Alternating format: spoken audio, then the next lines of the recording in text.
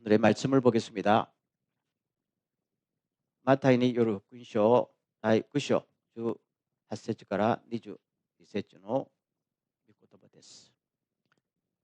예수께서 이 말씀을 하실 때에 한 관리가 와서 절하며 이르되 내 딸이 방금 죽었사오나 오셔서 그 몸에 손을 얹어 주소서. 그러면 살아나겠나이다 하니 그래서 일어나 따라가시며 제자들도 가더니 12회 동안이나 혈루증으로 앓던 여자가 예수의 뒤로 와서 그곳 가를 만지니 이는 제 마음에 그곳만 만져도 구원을 받겠다 함이라. 같이 예수께서 또 이렇게 그를 보시며 이르시되 딸아 안심하라 내 믿음이 너를 구원하였다 하시니 여자가 그 즉시 구원을 받느니라. 아멘. 예, 오늘 제목을 제가 그녀의 믿음과 용기라고 달았는데 오늘 우리가 나눔할 때는 믿음을 행동으로라고 부연 설명했습니다. 한번 따라하겠습니다. 믿음은 행동이다. 자, 오늘 이 말씀 보겠어요. 다음 장면 보세요. 12회 동안 혈루증으로 앓는 여자가 예수께로 다가와서 예수님의 옷술에 손을 떼었다라고 했지요. 아마 어느 옷술인지 모르겠는데 가만히 뒤쪽이나 옆쪽으로 다가와서 이 옷 쪽을 만졌다는 거잖아요. 그러면서 속으로 말하기를 내가 예수의 옷에 손만 대어도 나을 것이다 했단 말이잖아요. 그러면은 보세요. 이 여자가 성경은 그냥 아주 담담하게 이렇게 서술을 하고 있지만은 예수님께 나오는 것이 쉬웠을 것 같아요? 아니지요. 이 여자는 어떤 여자? 12년 동안 혈루증을 앓고 있는 여자. 혈루증이라는 것이 도대체 무엇인지 정확히 모릅니다. 그 당시에 이 혈루증을 묘사한 그 단어를 가지고는 추측하기 어렵지만은 적어도 한 가지 알 수 있는 것은 이 여자에서 몸에 흐르는 피가 멈추지 않았다. 어디서 흘렀는지는 잘 몰라요. 추측만 할 뿐이지. 그러면 피가 흐르는데 멈추지 않았다 하게 되면은 성경에서는 이 여자는 어떤 여자가 될까요? 부정한 여자. 왜 그렇게 잘 알아요? 야, 역시 성경 공부를 열심히 한 보람이 있네요. 구약 성경부터. 지금 우리가 성경 공부를 어디까지 했죠? 열왕기상. 네, 열심히 참석하십시오. 그럼 부정한 여자는 어떻게 되는 거예요? 격리수용. 코로나 때 병자 격리수용 했죠. 그러면 그런 상태로 몇 년 동안? 12년. 사람이 살겠어요?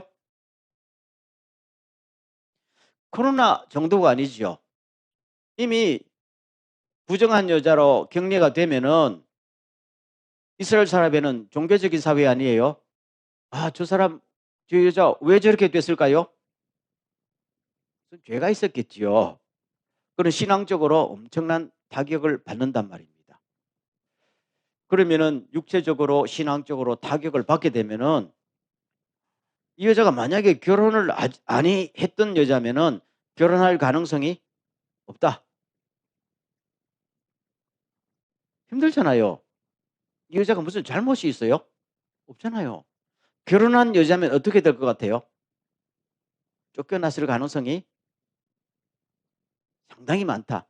안 쫓겨나도 집에서 남편이 가까이 오겠어요? 그렇죠. 몸만 부정한 게 아니고 이미 신앙적으로도 하나님께 저주받은 자가 되니까. 그러면 사회적으로 이런 여자는 일단 공집회에 참석 못하지요. 그리고 누가복음 8장에 보면은 이 여자가 이걸 낳으려고 엄청난 돈을 소모했다라고 나오지요. 이 병원 저 병원 다 다녀도 병을 고치지 못했다는 거잖아요. 그럼 지금 재산이 남아 있겠어요? 없고 이제는 힘도 빠지고 희망도 없어지고 그러던 중에 예수의 소문을 들었겠지요. 아마 오늘 이 장면 보면 이 여자가 가버나움에 살고 있었던 것 같아요. 예수님께서 언제부터 가버나움으로 이사 오셨는지 모르지만은 어느 순간 나사렛에 살다가 가버나움으로 온 집안이 옮겨온 것 같아요. 그때부터 가버나움을 본거지로 갈릴리 호수를 주변으로 복음 전파를 시작하셨죠. 그러다 보면 이 좁은 가버나움 동네에 예수님께서 점점 많이 알려지게 되었죠. 아, 예수 저 사람은 병을 고친다더라. 그러면은 나에게도 희망이 있지 않을까? 했지만은 즉시 나올 수 있었어요. 수없이 결심을 해도 문 밖에 나가려고 그러면은 안 되지. 남이 안 된다 하기 전에 자기 마음속에서 이미 뭡니까? 나는 안 되는 여자야.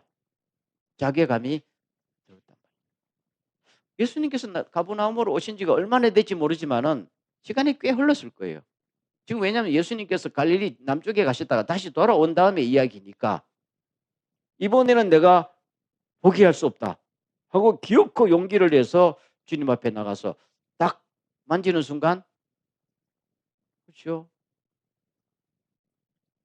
바로 그 말입니다. 그래서 믿음은 뭐다? 행동이다. 수없이 고민을 했어도 실제로 나오지 않았으면 아무 일도 일어나지 않는다. 그렇죠?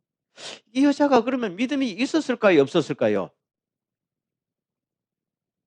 물어볼게요. 있었다고 말할 수도 없고 없었다고도 말할 수도 없고 그런 거 아니에요? 솔직히. 그럼 저는 여러분들에게 물어요. 여러분은 언제나 예수님을 100% 믿어요? 아닌데요. 저도 어떨 때는 안 믿을 때 있어요. 100%. 아니 목사님이 안 믿어요. 안 믿는 게 아니라 가끔 의심이 들 때가 있다 이 말입니다.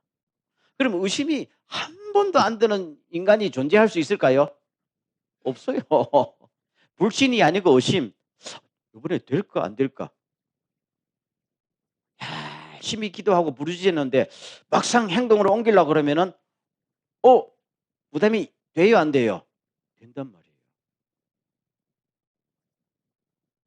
그럼에도 불구하고 우리가 행동으로 옮기려면 뭐가 필요한 거예요?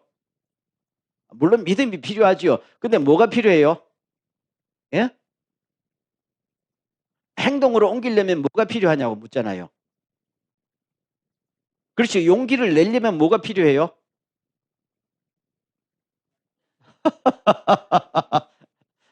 제가 하고 싶은 말이 그 말이에요. 늘 우리가 100% 그냥 믿음에 충만해서 사는 게 아니란 말입니다. 그러면 이거를 이 믿음이 예를 들면 믿음이 50%밖에 없는 사람을 행동으로 옮기려면 뭐가 필요한 거예요? 환경이 필요합니다. 환경이. 이번 기회 아니면 나는 죽는다. 이 환경이 필요하단 말이에요. 여러분 가만히 보세요. 이 여자를 이 예수님 쪽으로 밀어낸 것이 단순히 믿음이라고 생각해요? 믿음에가 뭐가 필요한 거예요? 요번에 이 믿음의 줄을 안 붙들면은 나는 영영 가능성이 없다. 절박감이란 말입니다. 절박감. 그럼 제가 솔직히 물을게요. 여러분 늘 믿음에 충만해서 신앙생활 했어요? 아니잖아요. 이번 기회 아니면은 나는 죽는다. 다른 수단이 없다. 예수님밖에 없고 기도하는 수밖에 없다. 하나님께 울부짖는 것 외에는 아무런 방법이 없을 때 우리는 뭡니까? 50%밖에 없던 믿음이 100%로 튀어나갈 수가 있어. 여러분 그 모습이 안 보입니까? 이 여자가 예수님의 소문을 듣고 한두 번 결심했겠어요? 오늘 또 나가야지. 또 무너지고 내일 또 나가야지. 또 무너진단 말이에요. 안팎에서. 근데 아마 이때는 하나님의 은혜가 하나님께서 은혜를 주시기로 작정했는지 이번에 난 못 나가면은 영영 기회가 없을지 모르는 절박하면서 아마 제 생각에는 뭐 하나 뒤집어 쓰고 나올 거야. 왜요? 보통 얼굴로 나오면 너 뭐야? 이렇게 될 거야. 저 더러운 여자 나왔네. 그렇지요? 뭐 뒤집어 쓰고 나왔을 거예요. 나와서 정면으로 못 가잖아요. 뒤에 가서 이 정도라도 용기를 냈잖아요. 이 정도라도 용기를 내니까 놀라운 역사가 일어났죠. 바라기는 여러분, 제가 오늘 여기서 이 말씀을 가지고 하나 말씀드리고 싶은 것은 내가 늘 믿음에 100% 찰 때까지 기다리지 마시기를 바랍니다. 그런 경우는 평생을 살다가 한두 번 있을까 말까 하다. 제 말이 맞지요? 맞지요? 저도 그렇습니다. 그러면 우리가 주님을 믿는다 하는 건 뭐예요? 믿잖아요. 믿어요, 안 믿어요? 믿지요? 그러면은 의심이 들거나 말거나 그냥 행동을 해야 된단 말입니다. 근데 행동을 안 하니까 하나님께서 답답해가지고 밀어붙이는 게 환경이다. 제 말이 맞지요? 그래서 여러분 마음속에 내가 해야 되고 할 수밖에 없는 일이 있다면 어떻게 해요? 아직 마음에 뜨거움이 없어도 마음에 확신이 안 들어도 움직이시기 바랍니다. 이게 뭡니까? 이게 진짜 믿음이에요. 진짜 믿음 알지요? 진짜 믿음은 나에게 아무것도 없어도 주님이 계시고 주님이 인도하신다는 이 자체를 가지고 의심이 있어도 그냥 행동으로 옮길 때 이걸 뭐라고 그래요? 믿음이라고 그래요. 아멘. 이게 믿음입니다. 여러분 착각하면 안 돼요. 많은 크리스찬들이 내 마음속에 확실히 100%가 들어야 움직인다. 어느 천년에 그런 시대가 와요. 성경에 보면 그런 사람이 있었어요, 없었어요? 아무도 없었다. 예를 들면 예수님께서 변화산에서 내려왔을 때 어떤 아버지가 자기 귀신 들린 아들을 데리고 나왔죠. 그래서 이 사람이 그러잖아요. 당신의 제자들은 다 실패하는데 스승인 당신도 얘를 고칠 수 있으면 좀 고쳐보세요 하니까 예수님이 뭐라 그래요? 무슨 쓸데없는 소리 하고 있어. 믿는 자에게는 능치 못함이 없어 하니까 이 아버지가 하도 급박하니까 뭐라고 그랬어요? 맞습니다. 제 믿음 없어요. 믿음을 좀 주세요. 그렇게 했단 말입니다. 그랬더니 예수님께서 뭐라고 그랬어요? 쓸데없는 소리 이렇게 안 했고 그래 하면서 고쳐주신 거잖아요. 그러면은 이 남자 믿음이 있었어요, 없었어요? 없었단 말이에요. 그렇지만 이 남자에게 뭐가 있어요? 절박함. 내 아들 이 기회에 못 고치면은 영영 기회가 없다. 오직 붙잡을 건 누구밖에 없어요? 예수밖에 없다. 믿음이 제 생각에는 한 50% 반반이었을 것 같아요. 그때 주야 믿음 없는 걸 도와주세요. 그럼 주님이 도와주신단 말입니다. 그래서 역사가 일어났지요. 성경은 다 그런 이야기 많지요. 아멘. 그리고 오늘 여러분들 우리 살아가면서 긴가민가 할 때는 그냥 믿음으로 주야 라고 나갈 수 있는 은혜가 있기를 주의 이름으로 축원합니다. 자, 두 번째. 그 다음 보세요. 다 같이 시작. 예수께서 돌아서서 그 여자를 보시고 말씀하셨다. 기운을 내어라. 따라 내 믿음이 너를 구원하였다. 바로 그때에 그 여자가 나았다. 저는 전번에 중풍병자 고칠 때도 그랬고 이 여자 고칠 때도 그랬지만 예수님의 첫 마디가 뭡니까? 안심하라. 우리 주님 참 멋진 분이죠. 안심하라. 일단 마음을 편하게 딱 잡아주잖아요. 그게 예수님이 우리를 처음 보실 때에 첫 마디가 늘 그래요. 그럼 오늘 우리들에게도 그 말씀을 하실까요? 안 하실까요? 하신다. 우리가 주님 앞에 나갈 때 항상 그가 계신 것과 자기를 찾는 자들에게 상 주신 이심을 믿어야 할지입니다. 우리는 늘 주님 앞에 나갈 때 완전한 형태로 나갑니까? 아닙니다. 늘 마음에 죄책감이 있고 그렇죠. 미안한 마음이 있고 부끄러운 마음도 있고 그래도 그래서 나올 때는 뭡니까? 나오잖아요. 그렇죠. 다시 말 오늘 여러분 새벽부터 오늘 예배당에 간다고 막 기분에 들떠서 나왔어요. 그러기를 주의 이름으로 축원합니다. 그렇죠. 안 그럴 수도 있지. 왜요? 안 나가면 안 되니까. 그렇죠? 그럼 어떨 때는 기분도 상해서 나올 때도 있고. 그렇죠? 이 모습 이대로 나가면 내가 나갈 자격이 있느냐 이럴 때도 나왔지. 그럼 첫 마디가 뭐예요? 안심하라. 너 잘 나왔다. 믿습니까? 주님은 변하지 않아요. 그럼 이 여자는 완전한 형태로 주님 앞에 나갔어요? 아니란 말이에요. 근데 첫 마디가 안심하라. 아멘. 그리고 이 말하실 때 보세요. 많은 사람이 모였어요. 주님께서 지금 바쁘잖아요. 죽은 사람 살리러 가야 되잖아요. 바쁘잖아요. 그런데 주님께서 누가복음에 보면은 이런 말씀이 나옵니다. 이 여자가 옷깃을 딱 잡는 순간 예수님께서 누가 나를 만졌다. 그때 베드로가 아이 선생님 사람이 하도 많은데 밀렸겠지. 아니다 내 능력이 빠져나갔다. 그리고 그냥 계속 갔어요? 아니잖아요. 바쁜데 이 여자가 왜 이렇게 갔어요? 아니잖아요. 길을 딱 멈추고 딱 돌아봅니다. 돌아봅니다. 그리고 그 여자를 딱 정면 주시하잖아요. 예수님께서 돌아서서 나를 봤다는 것은 놀라운 반전이 아니에요. 숨어있던 여자를 뭡니까? 주인공으로 만듭니다.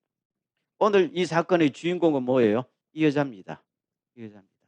이 여자는 12년 동안 늘 변두리에서 소외된 채로 살았잖아요. 한 번도 스포트라이트를 받아본 적이 없는 여자, 받을 자격이 없는 여자. 그러나 믿음으로 주님을 딱 잡을 때 주님께서 딱 돌아서서 주님과 이 여자 사이에 양자 대면관계, 모든 사람이 둘러서서 두 사람의 주인공을 쳐다보잖아요. 그래서 주님께서는 이 여자에게 다 공을 던지면서 안심하라. 믿음이 너를 살렸다. 믿음이 별로 없지만은 믿음이 너를 살렸다. 왜요? 적어도 행동을 했잖아요. 그러면서 그때부터 믿음이 너 병을 고쳤다 하는 순간에 문제가 세 가지가 해결됩니다. 첫째는 질병이 낫는 거예요. 혈루 근원이 말랐다고 그랬어요. 그렇죠. 여기는 안 적힙니다. 원인이 치료돼 본 겁니다. 두 번째 뭐가 회복된 거예요? 이 여자의 뭐가 회복됐어요? 신앙이 회복됐습니다. 그렇죠. 그동안 자기도 하나님을 믿었지만 주변에서 너 죄 때문에 그렇게 됐다니까. 이 여자는 너무너무 힘들고 의심 속에 살았지 않겠어요? 그럼 하나님께서 야, 아니다. 네가 죄 때문이 아니라 이렇게 응답해 줬을까요? 아니잖아요. 그런데 오늘 딱 주님을 만나고 주님께서 돌아오셔서 너 죄, 너 병이 나았다는 순간 병이 낫는 건 뭐예요? 죄가 용서되었다는 외적인 증거 아니에요. 그러니까 모든 사람 앞에서 아, 하나님의 이름으로 병 고침을 받은 여자, 죄 문제도 해결됐기 때문에 받는 거잖아요. 그래서 이제부터는 하나님 앞에서 이 여자가 저주받은 여자도 아니고 떳떳하게 없던 확신까지 막 속에서 일어나잖아요. 이 순간에 뭐 어떤 변화가 일어나는지 모르지만 아마 엄청난 변화가 일어났어요. 마지막에 무슨 변화가 일어났어요? 사회적으로 인격 회복, 관계 회복이 일어났다. 그동안에 이 여자가 얼마나 인격이 많이 짓밟혔을까요? 아무 잘못도 없는 여자가 계속 인격이 짓밟힐 때 이 여자가 살아남겠어요? 아니단 말입니다. 그리고 모든 관계가 끊어졌지요. 근데 이 여자가 이날 딱 주인공이 딱 돼. 오, 저 여자. 수근수근 하던 여자가 오, 저 여자 바뀌었단 말입니다. 그다음부터는 어떻게 하면 나도 병 고침 받을 수 있을까요? 이 여자한테 자문구하러 오지 않았겠어요? 그렇죠? 여러분, 우리가 일단 주님 앞에 믿음으로 행동을 옮기게 되면요. 항상 우리에게 세 가지 일어납니다. 믿습니까? 꼭 믿으시길 바랍니다. 하나만 주님이 고쳐주시는 이런 분이 아니고 주님은 통째로 패키지로 고쳐주신다. 여러분 야고보서 5장에도 너희가 뭐라고 그랬어요? 몸이 아프면은 뭐 하라고 그랬어요? 먼저 교회의 지도자들에게 나가서 그렇죠? 기도받고 또 다른 기름도 바르지만은 두 번째 뭡니까? 또 서로서로 죄를 구하면서 병 낫기를 기도하라. 그러면 어떻게 돼요? 병도 낫고 죄 문제 해결되고 마지막에 뭐까지 받는다? 능력까지 받는다. 엘리야처럼.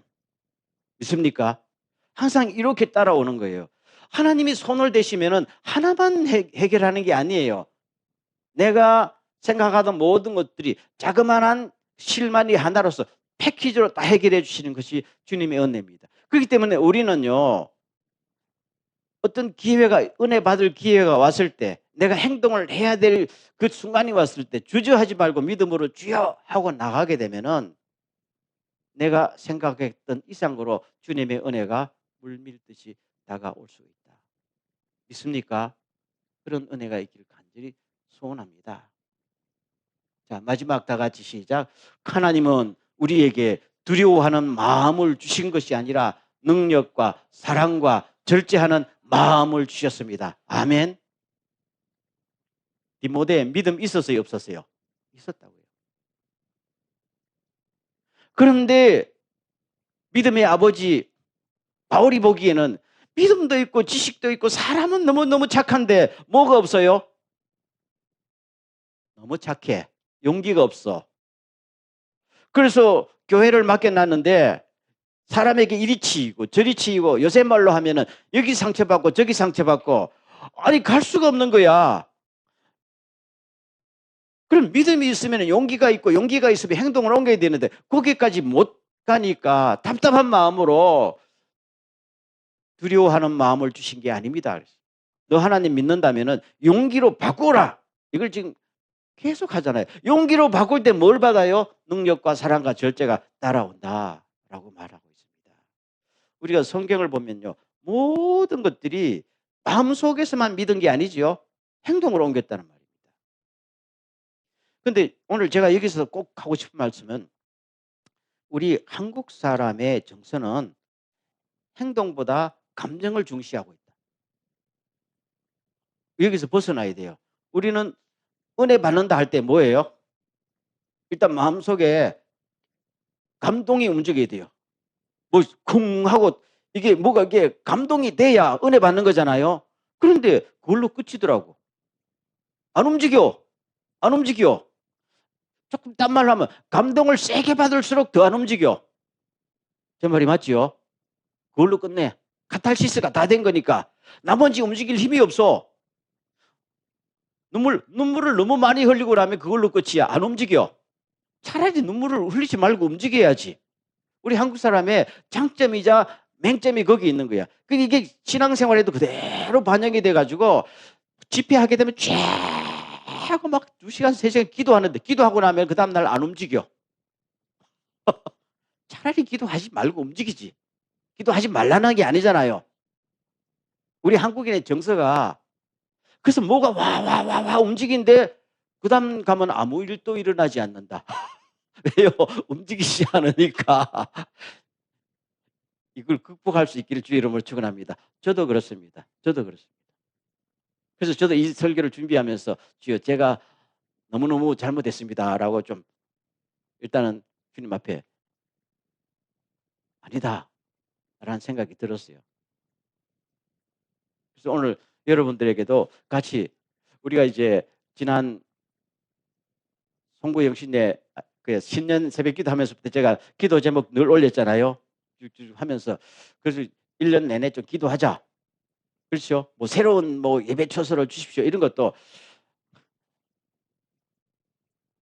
저는 그때 연말에 기도하면서 아, 우리가 믿음은 그때부터 있어요. 믿음은 말로 선포하고 일단 말로 선포하고 그다음에 뭡니까? 기도하고 줄기차게 기도하고 그다음에 자꾸만 방법을 찾는 것이다라고 생각해요. 그리고 지금은 뭐 우리가 크게 뭐 없지만은 앞으로 미래를 생각하면은 주여 우리가 뭔가를 할 수 있는 센터를 주십시오라고 기도하고 있어요. 그게 뭔지 모르겠어요. 나는 센터가 필요하다. 할 수 있는 일을 할 수 있는 센터가 필요합니다라고 했어요. 그렇죠? 저는 그때 마음속에 딱 기도를 시작해야 되겠다 싶고 계속 지금 하고 있거든요. 처음에는 그런 마음이 안 들었어. 안 들었기 때문에 기도를 안 한 거야. 근데 기도를 그런 마음이 들었다는 것은 뭡니까? 하나님께서 저한테 기도할 마음을 주셨겠지. 그리고 제가 기도를 시작하고 나 혼자 하면 안 되지. 같이 하자는 거잖아요. 그러면 뭔가 하나님께서 때가 되면은 이루어질 것이다. 아멘 좀 크게 해도 되는데. 그럼 제가 이것만 이야기하는 게 아니잖아요. 오늘 설교처럼 모든 일을 우리가 자꾸만 줄어들고 줄어들다 보면 나중에 마음의 믿음이라는 게 생각과 감정의 영역에만 머무르는 믿음이 될 수 있다. 그렇죠? 그래서 오늘 이 여자를 쭉 보면서 이 여자가 믿음이 100% 있었던 것도 아니고 예수님을 잘 알았던 것도 아니고 아무것도 없잖아요. 단순하게 절박감 속에서 쫙 하고 나가서 옷가를 만졌더니 놀라운 역사가 일어났다. 믿습니다. 그러면 우리가 실패를 넘어설 수 있기를 주의 이름으로 축원합니다. 저도 실패가 두렵고 부끄러워서 과감하게 행동하지 못할 때가 한두 번이 아니고 아마 수백 번 있었겠지요. 예를 들면은 목사님 좀 안수해 주세요 그러면 '내가 안수 한들 뵐 수가 있을까?' 라는 생각을 제가 했을 것 같아요? 안 했을 것 같아요? 했겠지. 안 했을 리가 있나 인간이. 그렇죠? 그렇지만은 그럼 왜 그런 생각을 했을까요? 평소에 기도하면은 다 낫는 게 아니잖아요. 그럼 그걸 두려워해서는 안 되는데 그거 왜 두려워했을까요? 안 되면 창피스럽잖아. 근데 믿음이라는 게 믿음은 다른 말로 절박감이잖아요. 아까 말 절박감 속에 용기를 내잖아요. 그러면 내가 이게 안 되면은 다른 수단이 없는데 거기서 딴 거 생각할 이유가 있어요, 없어요? 없잖아요. 그때 정말 우리는 혼신의 힘을 다해 주님과의 정면으로 맞닥뜨린단 말입니다. 다른 수단이 있으면은 우리가 주님을 정말로 붙들겠어요? 아니잖아요. 솔직히 은행에 한 1억 엔 정도 있으면은 우리가 주님 앞에 애달프게 쥐야 이렇게 붙들겠어요? 안 그러겠지. 없으니까. 그게 없다는 게 부끄러움이 아니고 신앙적으로 없다는 게 믿음을 키울 수 있는 하나님의 놀라운 기회인 줄로 믿습니까? 내가 약할 때 온전해졌다잖아요. 부끄러워하지도 말고 그러면 될 때까지 하는 거야. 아멘. 될 때까지. 여러분도 그러시죠. 한 번 안수 기도해도 안 되면 안 되네. 또 하는 거지. 주야. 그러다 보면 저절로 나올 수도 있고. 저절로 나와도 주님께서 역사하시는 게 아닌 것 같아요. 아니잖아요. 우리는 알 수가 없는 거야. 그렇죠? 그래서 우리가 인간적인 판단을 먼저 하지 말고 그냥 우리가 어차피 주님을 믿음으로 사는 거잖아요. 그러면은 믿음으로 나가야 됩니다. 저도 다시 한번 마음속에서 오늘 이 본문을 쭉 준비하다가 우리가 아주 심플한 것을 놓치고 있구나 하는 생각입니다. 우리 다시 한번 이 여자의 이 믿음 그리고 이 아직도 온전하지 못한 믿음에 주님은 너무 적극적으로 반응한다. 다시 한번요. 한마디 더 하고 마치겠는데요. 참 하나님은요. 우리를 이렇게 할 때 어떨 때는 우연한 기회인 것처럼 우리에게 다가오실 때가 있을까요? 없을까요? 있단 말이에요. 아까도 말 예수님 지금 바삐 가야 돼요. 계획에 없던 이야기. 요새 뭐 우리 스케줄에 안 맞잖아. 우리는 늘 그렇잖아요. 스케줄이 없던 이야기인데 아니 왜 귀찮게 시리 끼어들어 우리 주님은요. 우리 하나님은요. 스케줄에 없는 끼어듦을 언제나 허용하시는 분입니다. 믿습니까? 이게 은혜고 이게 사랑이에요. 오히려 끼어들기를 기다리고 있어요. 주님은 절대로 귀찮아하지 않는다. 우리는 자꾸 왜 밤 11시가 넘어서 전화가 와? 근데 주님은 밤 12시가 되어도 아무 상관이 없는 분이야. 절박하니까 끼어드는 거잖아요. 주님은 그 목적으로 세상에 오신 거잖아요. 우리도 좀 태도 좀 바꿔야 돼. 그리고 실제로 태도를 바꿔서 하나님의 놀라운 은혜 받은 사람이 많아요. 아브라함이 부지 중에 누구를 대접했다? 천사를 대접했다. 아브라함이 처음부터 자기 집에 온 나그네들이 천사인 줄 몰랐다는 거잖아요. 근데 대접하고 나중에 보니까 그분들이 누구야? 그래서 천사를 대접하고 소돔과 고모라 성에 있는 자기 조카 롯을 살렸잖아요. 에이, 오늘 계획이 없는데 손님이 괜히 찾아왔어. 그랬으면은 아무 일도 일어나지 않았다. 우리 좀 여유를 가져야 돼요.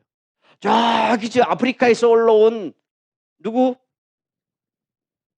아프리카에서 올라온 저 흑인 청년 있잖아요. 아리마대 그 누구야? 예수님 십자가 대신 진 사람. 오늘 갑자기 생각이 안 나냐? 예, 그렇죠. 구레네 시몬, 그렇지요. 로마 군인들이 너 이리 와봐. 몸집 좋고 그냥 생긴 너 이리 와봐. 이거 대신 한 코스만 줘. 코스를 다 친 것도 아니야. 한 코스만 줬단 말입니다. 그래도 억지로 줬지만은 나중에 그 집안이 전부 다 예수 믿고 로마서 16장에 보면은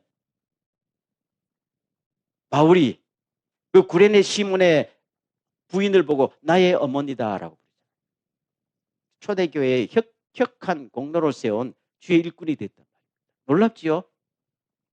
주님은 우리들에게 그런 식으로 역사를 하셔요. 그리고 주님도 딱 돌아서서 스톱 모든 일정 수도 그렇죠? 놀라운 역사입니다. 우리가 용기를 낼 필요가 있다. 그리고 우리도 예수님 닮아서 어떤 내 현 삶에 끼어드는 게 있으면은 귀찮게 쓰리 이렇게 하지 말고 일단 주님처럼 스톱. 이게 도대체 나한테 무슨 의미가 있냐? 그렇죠? 이런 태도가 나에게도 놀라운 역사가 일어나고 남에게도 놀라운 역사를 일으키는 하나님의 축복의 통로가 된다. 그렇죠? 아멘. 다시 한번 이 말씀 크게 한번 외우고 마치겠습니다. 시작. 하나님은 우리에게 두려워하는 마음을 주신 것이 아니라 능력과 사랑과 절제하는 마음을 주셨습니다. 아멘. 다시 한번 믿음은 뭐다? 행동이다. 믿음은 선포하고 행동하는 것이다. 이런 은혜와 놀라운 결과가 일어나기를 간절히 소원합니다. 자, 이 시간 동선 한번 기도할 때 주여 나에게 믿음을 주시고 선포할 수 있게 용기를 주시고 행동할 수 있도록 용기를 더하여 주시옵소서. 그래서 내 모든 염려하는 일들이 다 해소되게 하시고 주님의 영광을 보게 하여 주시옵소서. 다 같이 한번 기도하겠습니다.